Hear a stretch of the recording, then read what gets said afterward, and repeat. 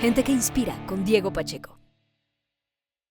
Juan Carlos Mazo, mi brother. ¿Cómo vamos? Marica, muy bien, la verdad muy bien. Qué chimba tenerte por acá. Gracias por venir, gracias por prestarme tu tiempo, tu disposición y bueno, marica, gracias de verdad por inspirar porque hace muchos años había escuchado tu nombre, he visto tu trabajo y has sido un man que, pues marica, que ha inspirado, que ha generado un crecimiento interesante y cuando la gente me habla de vos, huevón, siempre tienen muy buenas palabras.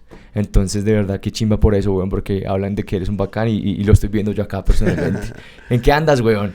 De todo un poquito, terminando cosas, acabo de terminar de hacer la nueva temporada de Betty, acabo de hacer también Entre Panas, que está en este momento al aire, y estoy en pre de un par de proyectos nuevos también, un montón de cosas. Ok, qué chimba, huevón.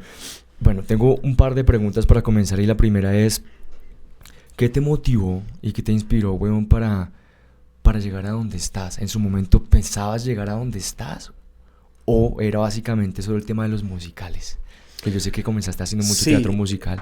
Pues hombre, mira, la verdad yo siempre lo pensé y lo soñé y lo manifesté y no tenía como un plan B tampoco, fue una cosa muy orgánica. Yo desde niño le pedí al niño Dios cámaras, siempre estaba como en medio de eso, pero de una manera como súper orgánica, como que no sabía ni siquiera qué era ser director, simplemente me gustaba contar historias y hacía obras de teatro con los niños que vivían conmigo en el conjunto y con mis primos y siempre estaba escribiendo, siempre estaba ahí como explorando contar historias.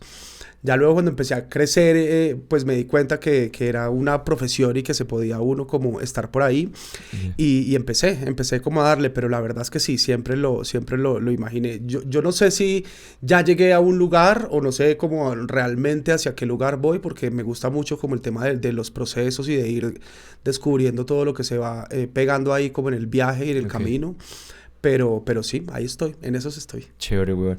Ahorita que ya estás de una u otra manera viendo y viviendo la responsabilidad que eso requiere como director, weón, ¿cómo manejas toda esa presión que se genera en el set, weón? Porque está sobre tus hombros el tiempo, la gente, muchas cosas, weón. ¿Cómo le das manejo a eso? Sí, es un montón. Mira, realmente cuando uno ya como que se adentra en la industria, como que ya se da cuenta de que no solamente es dirigir y ya. O sea, no solamente es saber, conocer la historia, saber el tono, cómo se va a contar, poderse comunicar con los actores, dirigir a los actores.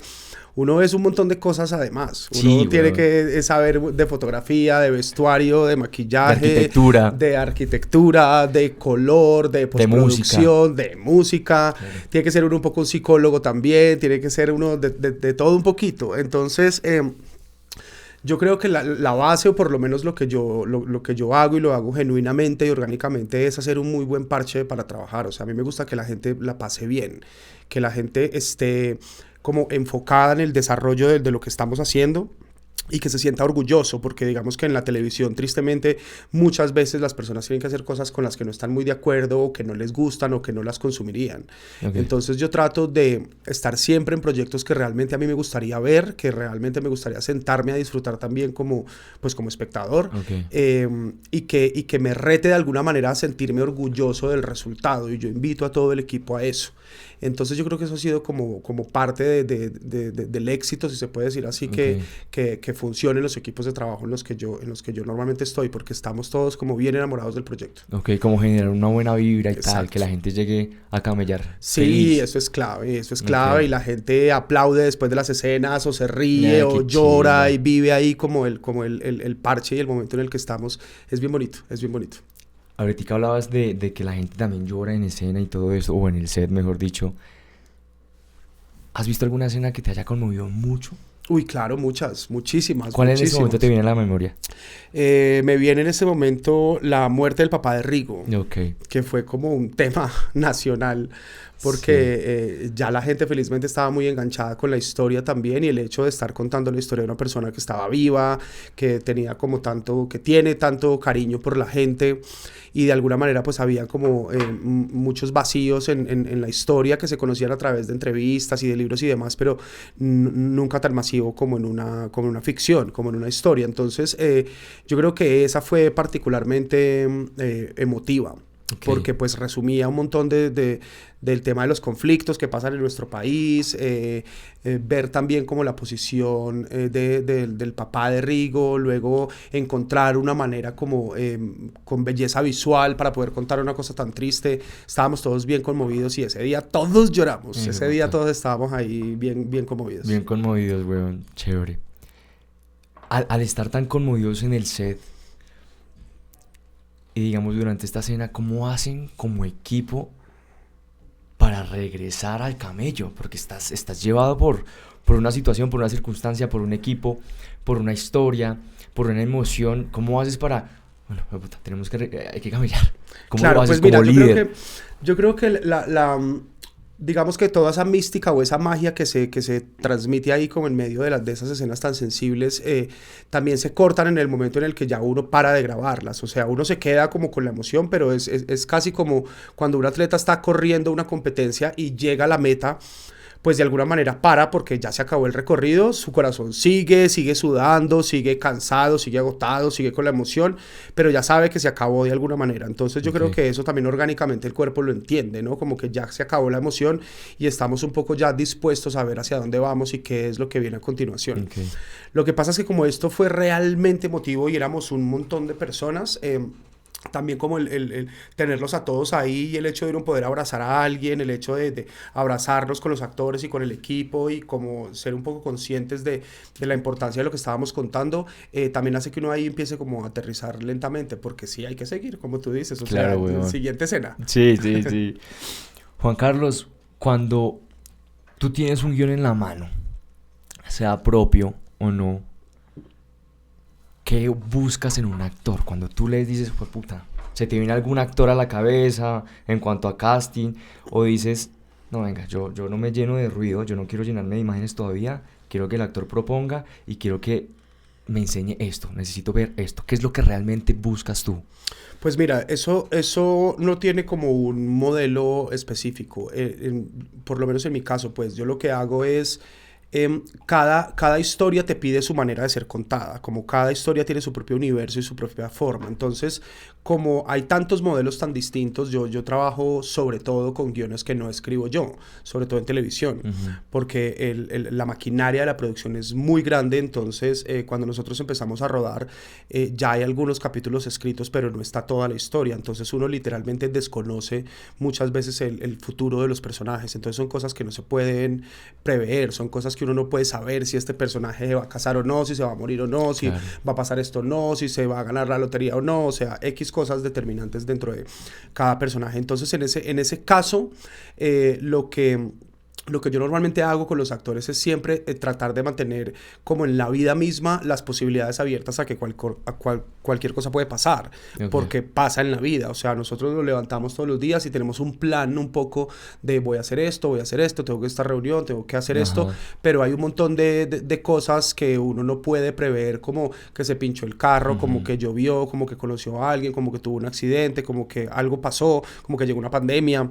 Son cosas que uno no lo sabe y que están siempre ahí como al día en los libretos. Entonces siempre debería generarse como esa posibilidad de poder cambiar en algún momento porque desconocemos lo que va a pasar en la historia. Claro. Entonces en ese caso es estar como listos de ser permeados con lo que sea que vaya a suceder. Ya luego, por ejemplo, en el cine es distinto, porque en el cine usualmente, o por lo menos nunca me ha tocado de otra manera, uno ya tiene el guión completo. Entonces uno ya sabe perfectamente todo lo que va a pasar.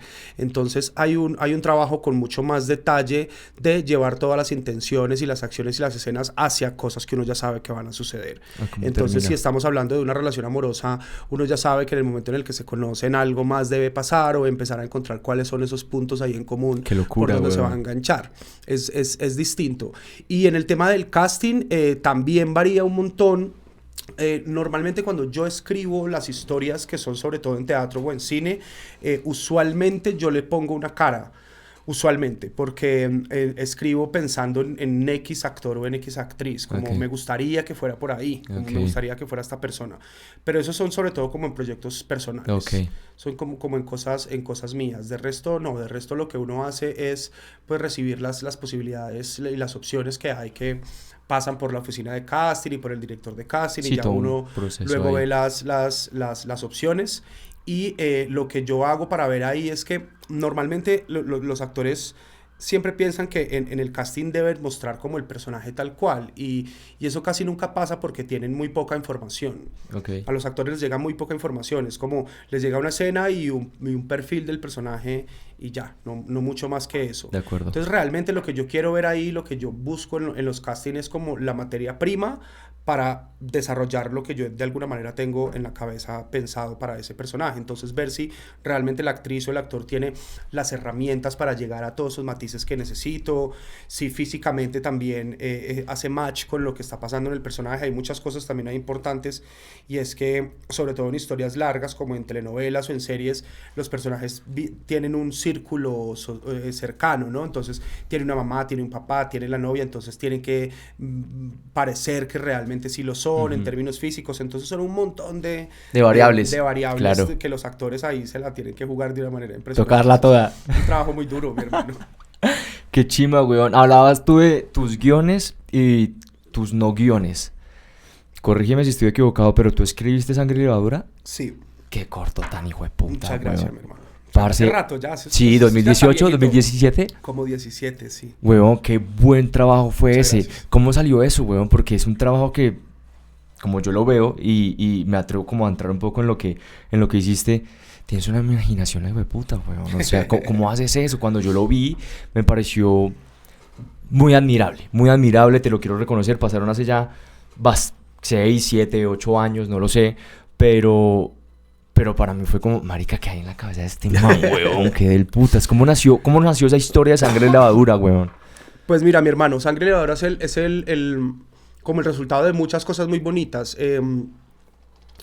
Yo soy como súper curioso consumiendo cosas. A mí me encanta ver de todo. Y de todo es de todo. O sea, como que no soy como un purista del audiovisual. O sea, yo me disfruto todo. Me disfruto desde la telenovela más básica hasta el cine más experimental y conceptual, porque me parece que todo tiene suma. algo. Todo tiene algo y está bueno mientras uno más... Y eso es una cosa que me dejó como mi educación infantil, como a mí me metían en clases de todo. Yo qué De chimba, todo. weón. O sea, yo estaba en plastilina, en pintura, en danza, en teatro, en básquetbol, en patinaje, en bicicleta. Yo hacía de todo, era insoportable. Era insoportable. ¿Pero tú eres de Bogotá? No, yo soy de Medellín. Ok. Yo soy de Medellín. Y tenía como un tema ahí de atención porque siempre quería estar ocupado. Para mí es muy difícil estar quieto. Ok. Físicamente es difícil. Siempre me estoy inventando como algo para hacer. Ok.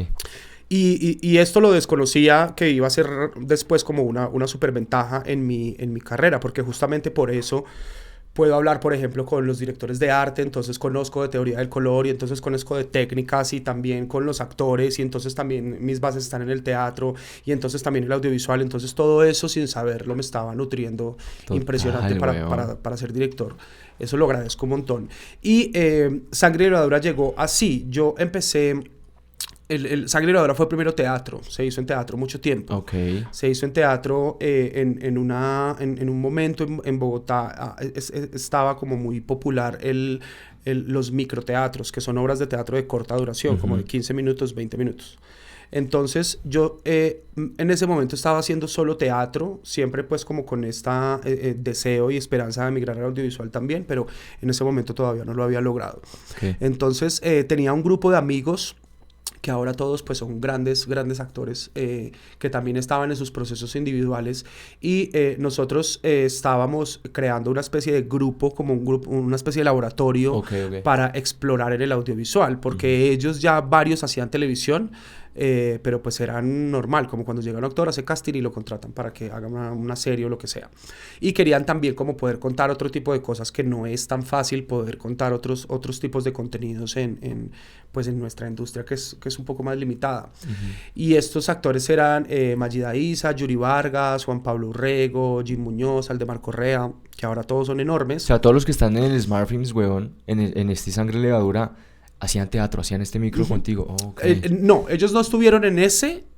De pronto alguno... No, ninguno estuvo en la obra de teatro, pero con todos había hecho teatro. Okay. Con todos había hecho teatro en otras cosas. En su momento, y sí. nos juntamos para explorar el audiovisual y uno de ellos dice en un momento como, oiga, está este festival, ¿por qué no nos lanzamos a hacer algo?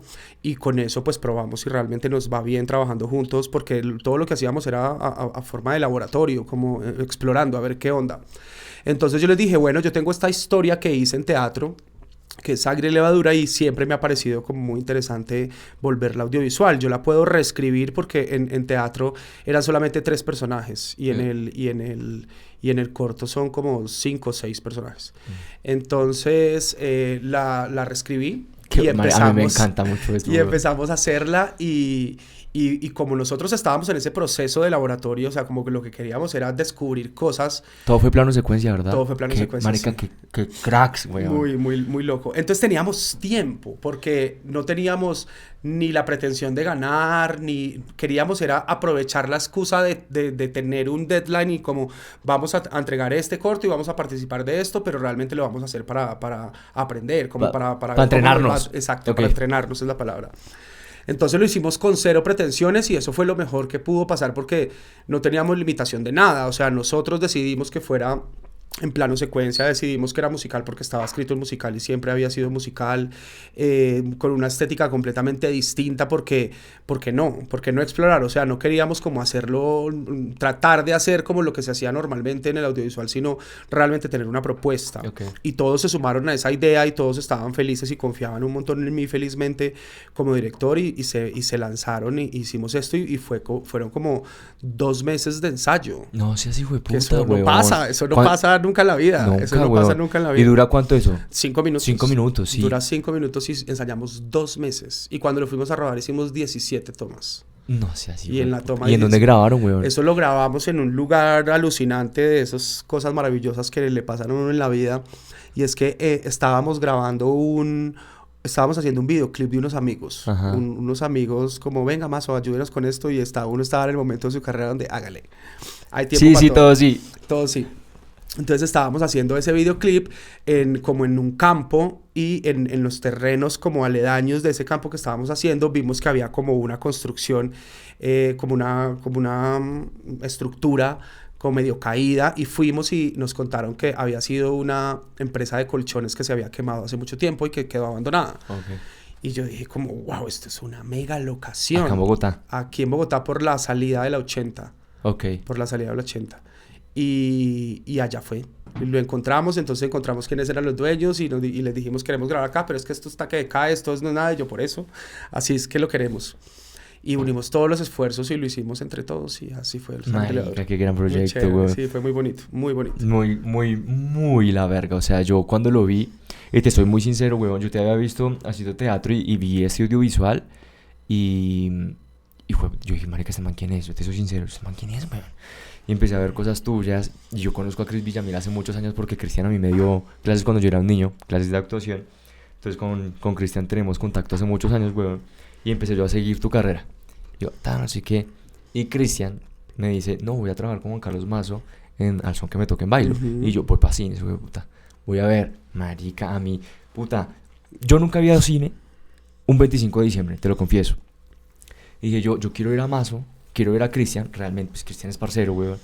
Y a mí me gustó, weón. Yo fui con mi papá, yo fui con mi abuela también. Yo pasé muy bueno en el cine, weón, pero sobre todo me pareció muy interesante que si mal no estoy, fue tu primer peli. ¿Cómo fue esa experiencia haciendo tu primera película, weón? Bien, pues muy particular, porque digamos que yo estaba como en todo ese proceso pasando como del teatro al audiovisual y estaba muy, muy metido con el desarrollo del guión de lo que yo pensaba que iba a ser mi primera película, que era El bolero de Rubén, y estaba... Que esa la hiciste obra de teatro, era obra de teatro. Era obra de antes. teatro también, sí. Entonces yo estaba como muy en eso y me llegó de la nada. Yo creo que también parte y muy importante a través del éxito que tuvo Sangre y Levadura se me acerca Dago García. Yo lo conocía a él por teatro y habíamos hecho cosas en teatro, pero hasta ese momento como que él me llama un día y me dice como, oiga, a mí me gustaría que usted hiciera esta peli, y yo también tuve la misma sensación. Yo, pero marica, ¿cómo así? El paseo, marica, y uno me va a poder hacer el paseo en este momento y con todo lo que la gente habla del paseo y significa el paseo y demás, pero realmente yo sé la importancia y reconozco la labor y la importancia de Dago en el cine en Colombia, que es desde el paseo hasta películas ganadoras de Cannes. O sea, es una pieza fundamental en la industria audiovisual de nuestro Cosas país. como La primera vez también. Sí, exacto, no, él es espectacular, él es tremendo. Entonces me llama, me dice como, oiga, yo quisiera que usted hiciera esta película, léala, y yo lo llamo a las 5 de la tarde a ver si la quiere hacer o no. Y yo me fui para mi casa. ¿Fue el mismo día? O sea, ¿a qué hora te llamó? Me llamó a las 7 de la mañana. A las 5 de la tarde. A las 10 de la mañana yo estaba en su oficina y a las 2 de la tarde estaba yo en mi casa leyendo el libreto. Temblando, marica. Y yo, pero, puta, ¿cómo así? Y entonces ahí de una me di cuenta que... él me permitía como una libertad enorme para contar la película. Es como, yo no me voy a meter en nada, usted haga lo que quiera hacer con la película, este es el guión, hágalo. Obviamente pues tengo un equipo de producción, tengo un presupuesto, tengo, bueno, todo lo que tiene que ver hacer una peli, pero en términos de creatividad tenía como mucha libertad de poderla hacer, y eso pues me gustó mucho, porque yo dije, bueno, también es tremendo reto uno tener un libreto con un guión con una libertad. Con una libertad, y sobre todo enmarcado pues en absolutamente el cine comercial, en esto es para la gente, esto es para el 25 de diciembre, esto es en masa. Y eso también me parecía un reto chévere, porque es muy fácil uno estar ahí criticando todo el tiempo sobre las películas de la gente, pero otra cosa es hacerlo. Y vaya, entonces, hágalo. exactamente. Claro. Entonces eso fue lo que más me motivó a hacerlo, como me parecía como una gran oportunidad de demostrar que dentro del cine comercial también se puede tener un discurso, también se puede tener una identidad visual, y fue a lo que me jugué con Al son que me toque en baile. Yo me la disfruté mucho. No, marica, a mí me gustó, huevón. A mí me gustó, y fue lo que te confieso, o sea, yo nunca he ido al cine con un 25 de diciembre y lo hice con la idea de Christian. Venía de ver Sangre y Levadura, que es más o menos reciente, como un año después. Y venga, yo quiero ver. Y también en esa transición también ganaste en el Teatro Colón un concurso de guión, ¿verdad? ¿Cómo fue esa experiencia, güey? Eso fue muy loco, dije, mira. ¿Este man quién es? Venga, hábleme de este man. Eso fue muy loco, porque realmente yo no era el guionista. Es que eso fue un híbrido súper interesante que se inventó el Teatro Colón. Y es que ellos hicieron un concurso de dramaturgia anónima. Entonces la gente tenía que escribir algo, pero uno no sabía quién era, y luego el Teatro Colón invitaba a directores y actores, y por un sorteo nos unieron en grupos, que a mí justamente me tocó con Christian. Entonces yo estaba con Christian y estaba con Rached, que es otro actor. Y nos dieron el guión, que era de un anónimo. Entonces, ¿qué teníamos que hacer nosotros? Teníamos que hacer una lectura dramática de ese guión en el Teatro Colón, o sea, que los actores estuvieran leyendo y el director dirigiera la lectura. O sea, ¿qué es dirigir una lectura? Encontrar las intenciones de los textos, las pausas de los textos, pero no como tal montar la escena, porque tenían que estar leyendo. Pero de todas maneras, en las lecturas dramáticas se usa que ellos se vistan con el vestuario como más o menos hacia lo que propone el guión por los personajes, decir las intenciones y demás. Pero pues yo soy muy intenso, yo soy muy fastidioso, y me fui con toda. Entonces empecé a reinterpretar como las normas del concurso. Entonces, por ejemplo, decía como nunca se puede parar de leer y no se puede cambiar el texto, o sea, es lo que está escrito. Pero pues al momento en el que ya se lo entregas a un director y se lo entregas a unos actores, pues ya tú estás ahí con la posibilidad de que cualquier cosa pase ahí. Claro. Entonces, nunca se me olvida que empezamos a hacer, eso era como un match y empezaban todos los grupos por parejas y se iban eliminando y en teoría era por el guión, pero realmente nosotros habíamos hecho unas puestas en escena como muy particulares, entonces el público se enganchó mucho con la historia y ahí ya luego se generó también como una discusión de, bueno, realmente es que el guión es muy bueno, realmente es que estos manes están haciendo una cosa particular y especial y eso fue lo que pasó. Entonces fue muy polémico el concurso en ese sentido, pero claro, nosotros, por ejemplo, a mí me dicen, como ellos no pueden parar de leer nunca, y yo, ok, pero ya, eso era todo lo que decía. Entonces, si no pueden parar de leer nunca, no quiere decir que tengan que estar leyendo de un papel, o que tengan que estar leyendo sentados, o pueden estar leyendo, pero puede estar pasando mil cosas más. Entonces hay un momento muy particular de la escena donde esto se desarrollaba en un ring de boxeo. Ajá. Porque era como un match de dramaturgia, ¿no? Como una pelea. Entonces yo me apropié pues como de ese concepto y los volví a ellos unos luchadores, como vestidos como luchadores, y en El un momento, santo. exactamente, con máscaras y todo, y en un momento uno leyendo pues el libreto como que se molesta con el otro y lo empuja, y cuando lo empuja el otro vuela el guión a la porra. Ok. Se le vuela, entonces el mundo como, ay, puta, se le cayó el guión, no sé qué, entonces ya no va a poder leer, entonces el otro man lo coge y lo voltea, y él tenía una capa y estira la capa así, y en la capa estaba escrito todo el resto de la escena. Entonces el man no está ahorcando, pero realmente está leyendo la escena. Entonces yo digo, yo no estoy incumpliendo las reglas. Entonces están leyendo, y están leyendo el texto. Qué pilo, y realmente, pues es verdad. Todo el mundo dijo como, es verdad lo que le pasó. O sea, la gente se enloqueció, empezó a gritar, a aplaudir, y pues se ganaron esa vaina y se ganó, y el pelado se ganó el mejor guión con ese match. Eso fue lo que pasó. Ay, eso qué pasó ahí. chimbo, Se me había olvidado eso. ¿Sabes? Hace rato no pensaba en eso. Qué chimba eso, weón. Sí, fue una transición en donde pasaron muchas cosas. Sangre y Levadura, el concurso, la peli. Y después de la peli, weón, ¿en qué momento o cuál fue realmente tu primer audiovisual para televisión? Que eso sí no lo tengo muy claro. Bueno, después de Al son que me toqué en Bailo, logré hacer El bolero de Rubén, que era la película que estaba preparando desde antes. Pero la estrenaste hace poco. La estrené hace poco, pero Sí. la rodé en el 2020, en plena pandemia, y se estrenó en el 2024. Ok. Es una película que ya tiene mucho, fueron 11 años haciendo esa película. Entonces esa peli empezó también en el teatro, estuvo mucho tiempo en el teatro, estuvo en festivales, en giras, en muchas cosas, le fue muy bien, pasaron como muchos elencos, y siempre tuve como esa intención de llevarla al cine también.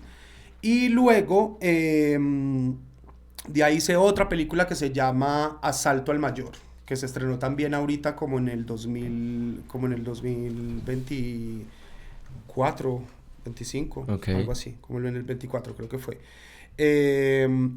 Y ya hasta ese punto tenía pues como esas 3 pelis, y cuando yo terminé las pelis empezaron a llegar las invitaciones ya como de productoras de televisión para migrar a la televisión, y lo primero que decidí hacer fue Leandro Díaz para RCN.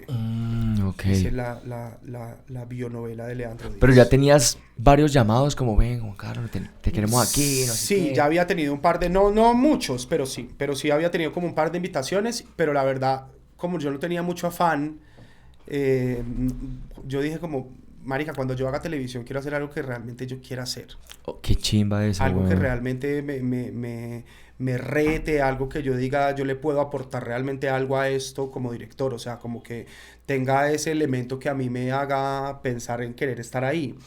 Y me llegaron un par de propuestas previas, pero yo sentía que no era como lo mío, como que ahí no iba a pasar mucho con la parte creativa de mi carrera, ¿no? Como yo qué le voy a aportar realmente a esa historia, o esa historia la puede contar otra persona sin problema. Okay. Y eso era lo que yo pensaba, y dije que no, sin tener trabajo, sin tener nada, pero yo dije, bueno, pues como no tengo afán en este momento, pues puedo decir que no. Ok, qué chimba eso, y weón. dije que no, y después llegó la pandemia y fue como, hubiera dicho que sí. Y bueno, nada, en la pandemia lo que hice fue ponerme a estudiar, y ahí llegó la invitación de RCN para hacer Leandro Díaz, y pues marica, yo dije, años 40, en La Guajira, musical, Yo estaba cero relacionado con el vallenato y me parecía también como una gran oportunidad de conocer algo nuevo. A mí me encanta estudiar y me encanta conocer cosas nuevas. Entonces yo sabía que si aceptaba ese proyecto me iba a tener que meter vallenato intravenoso. O sea, tenía que conocer realmente el claro. vallenato y saber de dónde venía esto. Entonces, pues la época, el lugar, se iba a grabar en La Guajira, música venteada, yo dije, esto sí es, este sí es. Ok, Y acepté hacer eso y ahí empecé en la ok. televisión. Juan Carlos, cuando te llegan las propuestas para dirigir en televisión, qué es ese toque que tú dices, marica, esta sí, esta no? Esa chispa que tú dices, puta, yo creo que a esta sí le puedo aportar. ¿Cuál sería? ¿Cómo lo ves y cómo lo Yo, identificas, yo sobre creo que todo? tendría que ser algo como en el caso de Leandro Díaz, por ejemplo, la música, la época y el contexto en el que estaba contado, ¿no? Como es un libro que yo leí, eso está basado en un libro, y entonces estamos hablando de un compositor que era ciego y que tenía que aprender a entender el mundo sin verlo, sino solamente escuchándolo, y luego se vuelve en uno de los compositores más importantes de la historia colombiana que además por ser de hace tanto tiempo no sabíamos mucho de él, incluso si conocemos su música, porque obvio todo el mundo había escuchado a Matilde Lina, todo el mundo lo había escuchado, pero no sabíamos que se había escrito por allá como en los 60s, en los 70s, Ujú. no sabíamos que lo había escrito un man ciego, que vivió en una montaña en medio de la pobreza más absurda de la vida. Entonces, como todo ese montón de elementos específicos que son susceptibles de llevar al audiovisual de una manera bella. Eso es a mí lo que me inquieta de una historia, que haya algo que sea susceptible de contar en el audiovisual de una manera artística, que sea agradable de hacer y que yo le pueda aportar desde mi experiencia en el teatro y desde mi gusto personal por el audiovisual. Entonces yo ya me imaginaba los conciertos de este loco, yo ya me imaginaba a él viviendo en esta casa de Bareque al lado de un río cantando Ya te vallenatos. llenaste de imágenes Y ahí. yo dije, esto es. Y lo mismo con las otras que me han llegado después. Luego empezaron a llegar por coincidencias de la vida como muchas historias biográficas. Entonces después hice Rigo Claro. y después hice Darío Gómez y todos tenían como Claro. ese elemento Qué como... curioso. Sí, muy curioso. Todos tenían como ese elemento de aquí hay una historia muy poderosa por debajo para que estos manes llegaran allá a donde llegaron. Ok. Y eso es lo que me atraía de hacerlas. De esas tres que acabas de nombrar, ¿cuál te gustó más hacer? Que tú disfrutaste, más que te haya gustado, que tú dijiste, fue puta. La verdad, a mí me gustaría tener como una respuesta más contundente, pero la verdad es que yo disfruté mucho haciendo las tres. Ok. La verdad, no, sería muy difícil como escoger una sobre otra en términos del proceso de realización, Sí. ¿no? Como yo la pasé muy bien en los tres los equipos fueron maravillosos y fundamentales y determinantes y los tres tuvieron muy buenos resultados. Ahora, ya como espectador, o sea, como una persona que se disfruta de una historia, Ujú. yo creo que Darío. Yo ¿Por creo qué? porque me parece mucho más profunda la historia. Me parece que en términos de la dramaturgia, pues, de los libretos, se escarbó mucho más en lo que pasaba con estos personajes y tenía un contexto como mucho más misterioso, porque Ok. había mucha, como toda esta idiosincrasia paisa en medio de las montañas, pero además todo lo que estaba alrededor de la brujería, lo que pasaba con el licor, lo que pasaba con las relaciones incestuosas, como toda esa parte oscura del campo estaba muy tangible en el libreto y eso me parecía delicioso de consumir, ¿no? Como de ver, Ok. pero en términos del proceso de la realización, las tres fueron estupendas. Qué chimba, weón. Juan Carlos, en todo lo que tú has vivido como profesional y como persona, ¿cuál ha sido el momento en donde ha sido un clic para ti de ese consejo que por lo general, o bueno, hablo desde mi punto de vista, uno no está pidiendo, pero llega? Como me dijeron esto y a mí eso me hackeó la cabeza y me ayudó mucho a crecer hoy en día. Te pongo un ejemplo. Mi papá tiene una frase muy bella, más que frase, él siempre me ha dicho a mí como, busque la manera de incomodarse, busque la manera de incomodarse y así aprende un montón. En tu caso, ¿quién fue o qué pasó o qué llegó? Yo tengo una muy particular y muy especial que me acompaña todos los días de la vida y justo también viene de mi papá. Okay. Mi papá es una persona fundamental en mi vida, tenemos una súper relación. Por dos. Me, me ayudó demasiado, me dio unas garantías increíbles en mi educación, me hizo todo lo mejor posible y lo único que yo hacía era aprovecharme absolutamente de eso. O sea, yo tuve unas condiciones muy privilegiadas, sobre todo en un contexto como el nuestro, de poder contar con una muy buena educación, que no debería ser un privilegio, pero lo es, y gracias a Dios y gracias a mi papá lo tuve. Y sin embargo, él siempre él ha estado como muy alejado de todo lo que yo hago. Mi papá es una persona que no ve televisión y no va a cine y menos a teatro. O sea, quiere decir que jamás ve nada. ¿Qué va, marica? Jamás. ¿En serio? O sea, quiero decirte que mi papá no se ha visto ni una sola de las novelas que yo he hecho. Ok. Y se ha visto 2 películas porque lo llevé al cine y lo senté. Vamos, y sin embargo pues. allá estaba cabeceando. Allá lo vi cabeceando y él, no, sí, muy bien, muy bien. Pero eso me parece genial porque me mantiene todo el tiempo como aterrizado en el mundo real.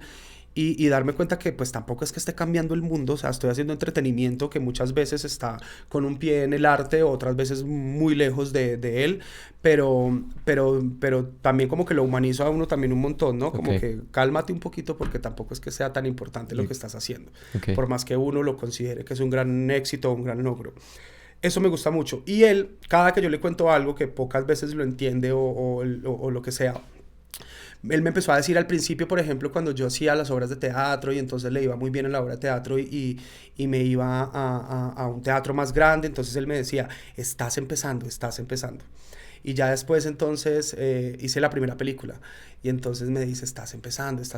Y luego hice la segunda y estás empezando. Y la tercera, estás empezando. Y yo, bueno, pero entonces voy a estar empezando toda la vida. Pensaba yo, pero yo no le decía nada. Y en un momento paso a la televisión y me dice, estás empezando. Y empiezo a recibir premios y reconocimientos y cosas, y ese es el día en el que él no me para de decir eso. Él solo me dice eso. Wow, marica. Él solo me dice, estás empezando. Entonces eso se convirtió en un mantra para mí alucinante y nunca me ha parado de decírmelo. Nunca y yo creo que como si fuera el primer día. Como si fuera el primer día. Y eso, qué buen día para morir, como el guerrero. Eso, exacto.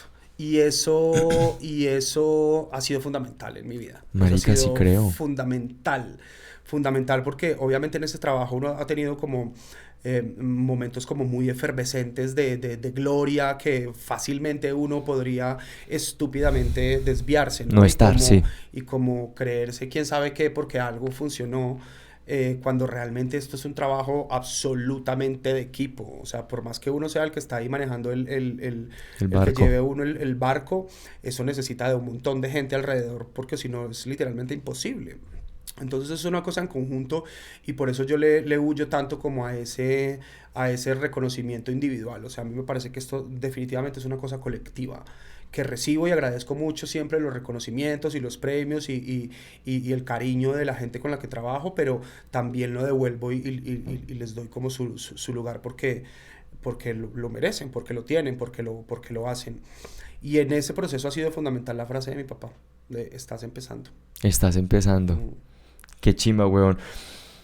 Juan Carlos, marica, gracias por venir. No, hombre. De verdad, te lo agradezco un montón. Qué chimba lo que compartiste, qué chimba como ves la vida, qué chimba lo que uno aprende todos los días. Y pues para mí estoy acá con una masterclass, güey. Es como, marica, qué chimba escuchar a este man. Y para cerrar, me parece muy interesante hacerte la siguiente pregunta que yo te veía y de lo poco que conozco de ti. Eres muy musical. ¿Tienes alguna canción que tú digas, así como nombrabas el mantra de tu papá, estás empezando, alguna canción que tú digas, esa canción de mi vida, weón, esta? ¿Y por qué? No, pero sí, o sea, no tengo una, porque como te digo, yo no me puedo quedar quieto, entonces quedarme solo en una canción es muy berraco. Sí, no, y me limitaría un montón, pero lo que sí hago, lo que sí es que tengo como la música de la temporada, ¿no? Ok, ¿en qué temporada estás? En este momento estoy en la temporada de musicales, que ya es una temporada que ha estado varias veces, o sea, ha ido y vuelto varias veces. A mí me gusta mucho coleccionar vinilos. Ok. Tengo muchos vinilos.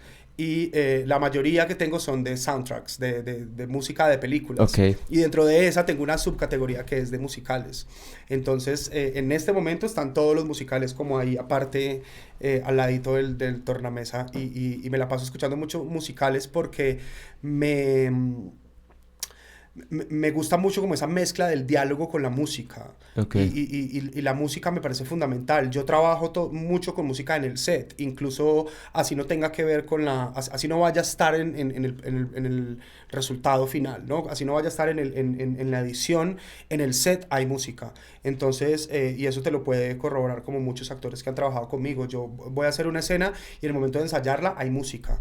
Y pongo música que los lleva como por ese momento en el que vamos a transitar. Porque eso es estimular más los sentidos. Entonces, cuando tú tienes una música que te acompaña con la emoción, o sea, todos hemos llorado por una canción, a todos se nos ha puesto la piel de gallina por una canción, o todos hemos sentido una canción que literal tenemos que cambiarla de inmediato. Y eso también es una reacción. Y lo que uno está buscando con los actores es constantes reacciones a lo que está pasando. Entonces yo siento la música como un estímulo y así mismo lo vivo en mi vida todo el tiempo y por eso los musicales me gustan tanto. Qué chimba, weón. Marica, gracias por venir, de verdad. Te lo agradezco un montón. ¿Estaba bueno el café? Ah, bueno, con gusto. Sí, brother. Mi hermano, muchas gracias. De Gracias, verdad. chao, muchas pues. gracias, muy chévere.